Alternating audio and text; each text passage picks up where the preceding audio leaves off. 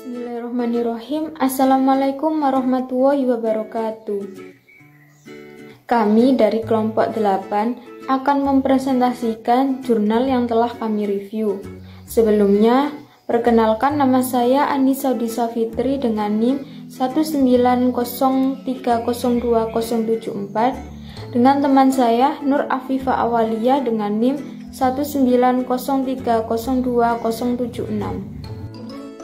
Karakteristik perusahaan terhadap pengungkapan Corporate Social Responsibility atau CSR dan dampaknya terhadap reaksi investor. Critical view atau telaah kritis jurnal penelitian kuantitatif pada jurnal penelitian tersebut. Pertanyaan nomor 1, sebutkan judul penelitiannya. Judulnya yaitu pengaruh karakteristik perusahaan terhadap pengungkapan Corporate Social Responsibility atau CSR dan dampaknya terhadap reaksi investor. Pertanyaan nomor 2, sebutkan siapa penelitiannya. Yang meneliti jurnal tersebut 1. Rita Yuliana, 2. Bambang Purnomo Sidi, 3. Eko Ganis Sukoharsono. 3. Jelaskan apa motivasi penelitian. 1. Munculnya tren bagi perusahaan untuk berperilaku lebih etis dengan lebih memperhatikan faktor lingkungan dan sosial. 2. Teori-teori yang mendasari CSR banyak yang menyebutkan kaitan antara CSR dengan perusahaan dan investor. 3. Beragamnya hasil penelitian mengenai pengaruh karakteristik permasalahan terhadap tingkat keluasan pengungkapan CSR. 4. Terdapat beragam bukti empiris mengenai pengaruh luas pengungkapan sosial dalam laporan tahunan perusahaan terhadap reaksi investor. 4. Sebutkan pertanyaan penelitian. 1. Apakah karakteristik perusahaan yang meliputi ukuran perusahaan, profitabilitas, profil, ukuran dewan komisaris, dan konsentrasi kepemilikan berpengaruh terhadap tingkat keluasan pengungkapan CSR? 2. Apakah tingkat keluasan pengungkapan CSR berpengaruh terhadap reaksi investor yang diuji dengan abnormal return dan volume perdagangan saham? 3. Sebutkan beberapa hal yang menjadi indikator tingkat keluasan pengungkapan CSR. 5. Sebutkan penelitian sebelumnya. 1. Periode amatan penelitian ini adalah pada tahun 2006, sedangkan periode amatan kedua penelitian sebelumnya adalah tahun 2001 dan tahun 2002. 2. Yang pernah dilakukan oleh Utomo pada tahun 2000. 3. Penelitian Sembiring pada tahun 2005 mengukur pengungkapan tanggung jawab sosial perusahaan dengan mengadopsi penelitian yang dilakukan oleh Hudson dan Milne pada tahun 1996. Pertanyaan ke-6, jelaskan teori yang melandasi penelitian. Teorinya yaitu 1. Hendriksen 1998,140 menyatakan 3 konsep umum tentang pengungkapan yang umumnya diusulkan, yaitu pengungkapan yang cukup adequate atau merupakan pengungkapan yang minim, cukup untuk membuat laporan tidak menyesatkan. Pengungkapan yang wajar atau fair merupakan pengungkapan yang memberikan perlakuan yang sama bagi semua pembaca potensial. Pengungkapan yang lengkap atau full merupakan penyajian semua informasi yang relevan. Sikvin dan Desain 1971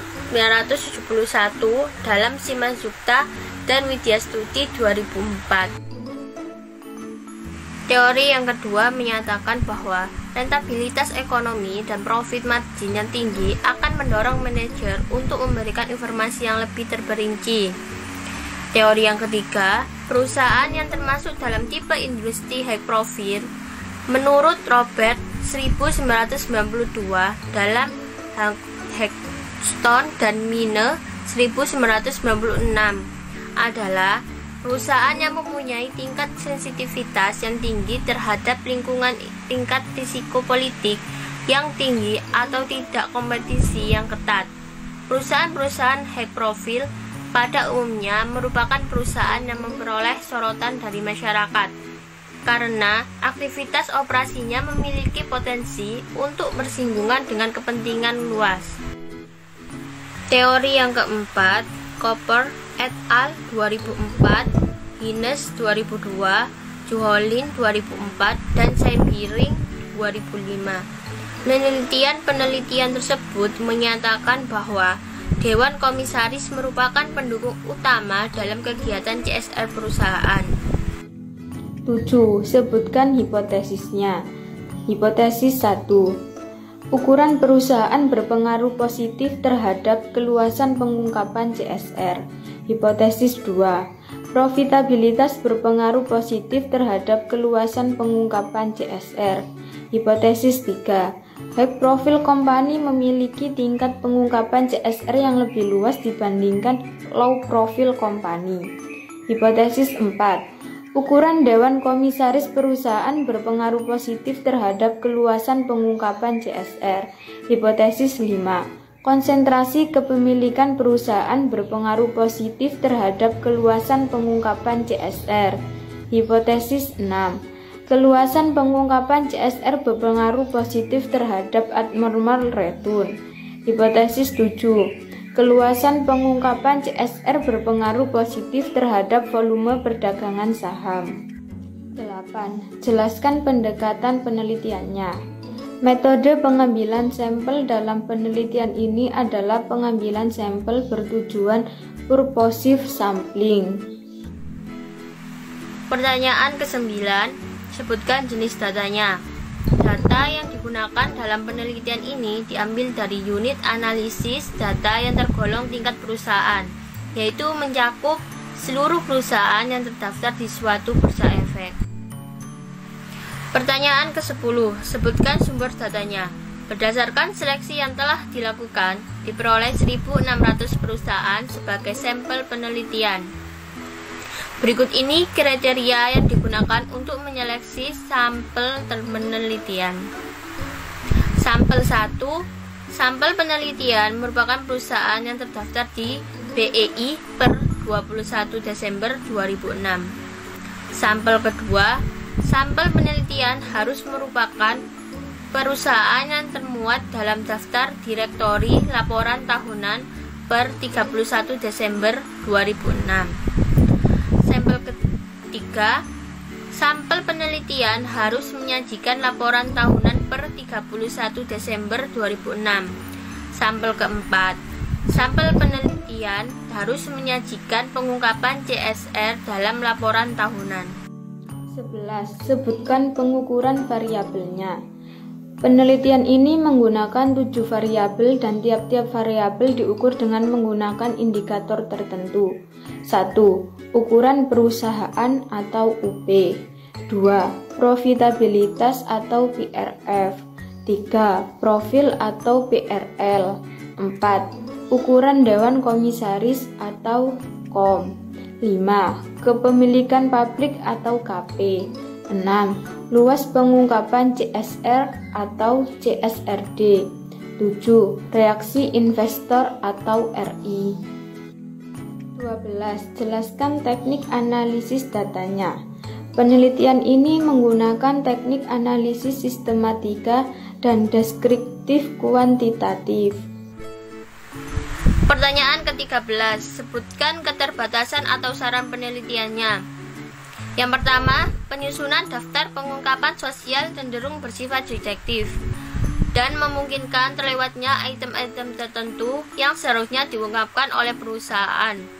Kedua, terdapat beragam tema pengungkapan CSR yang disusun oleh perusahaan, misalnya lingkungan, kepedulian sosial, atau pengembangan wilayah. Tema tersebut merupakan fokus dari kegiatan CSR perusahaan, sedangkan indikator yang dipakai dalam penelitian ini mencakup berbagai aspek kepedulian. Dengan demikian, sulit membedakan kualitas pengungkapan antara satu perusahaan dengan perusahaan lain. Ketiga, penelitian ini hanya membatasi pada sisi pengungkapan sosial, bukan pada aktivitas sosial. Bila mana perusahaan tidak memanfaatkan laporan tahunan untuk menjelaskan seluruh aktivitas tahun pelaporan, akan muncul kesenjangan antara aktivitas sosial dengan pengungkapan sosial. Akibatnya, pelaporan tahunan gagal menjelaskan seluruh aktivitas sosial perusahaan. Pertanyaan ke-14. Buatlah judul baru yang sesuai dengan keterbatasan penelitiannya. Judul barunya yaitu pengaruh aktivitas sosial terhadap pengungkapan CSR perusahaan. Demikian presentasi dari kelompok kami. Apabila ada salah kata, mohon dimaafkan. Wassalamualaikum warahmatullahi wabarakatuh.